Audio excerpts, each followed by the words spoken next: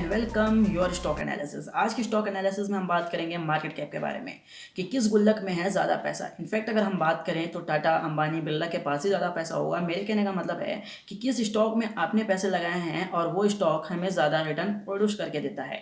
तो यहाँ पर हम बात करें लार्ज कैप के बारे में, तो लार्ज कैप उन कंपनियों को कहा जाता है जो 50,000 से लेकर ज़्यादा की कंपनी है, और मिड कैप उन कंपनियों को कहा जाता है जो 10,000 से लेकर 50,000 की है, और स्मॉल कैप उन कंपनियों को कहा जाता है जो 10,000 से नीचे की कंपनी है। तो यहाँ पर हम देखेंगे कि कौन सा रिटर्न ज़्यादा देता है, कौन सा स्टॉक रिटर्न हमें ज़्यादा देता है।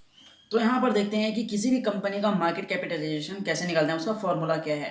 किसी भी कंपनी का नंबर ऑफ शेयर रहेगा, टोटल नंबर ऑफ शेयर को मल्टीप्लाई कर दीजिए उसके करेंट प्राइस से। जो भी आज के भाव उसका रहेगा उससे आप उसको मल्टीप्लाई कर देंगे तो निकल जाएगा उसका मार्केट कैपिटलाइजेशन। पर गौर करने वाली बात यह है कि कौन से मार्केट कैप में हमारा पैसा ज़्यादा ग्रो होगा।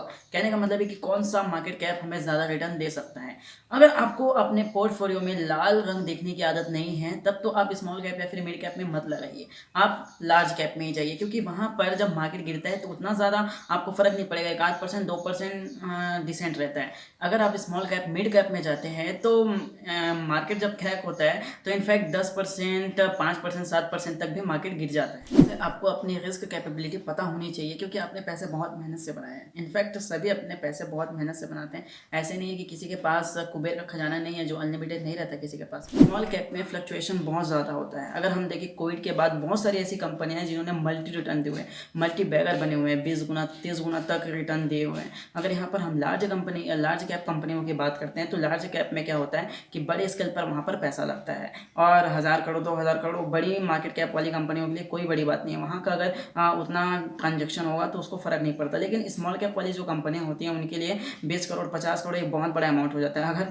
किसी ने 50 करोड़ एकदम से डाल दिए तो यहाँ की जो कंपनी रहेगी वो आसमान छूने लगेगी, और आसमान में जो कंपनियाँ अगर किसी ने पैसे निकाल लिए तो कंपनी फिर पताल में भी आ सकती है। हमारा मेन मोटिव ये था कि कौन से गुल्लक में ज़्यादा पैसे हैं, मतलब आपके पैसे कौन से गुल्लक में ज़्यादा पैसे बन सकते हैं।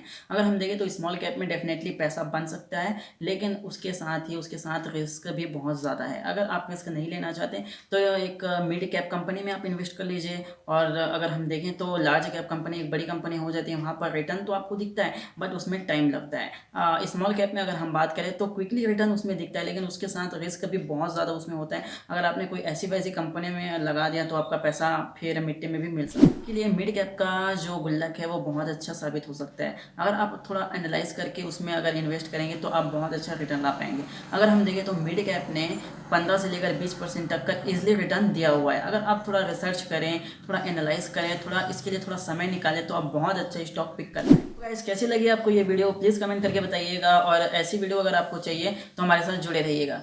तो मिलते हैं हमारे नेक्स्ट वीडियो तक, तब तक के लिए हमें दीजिए इजाज़त।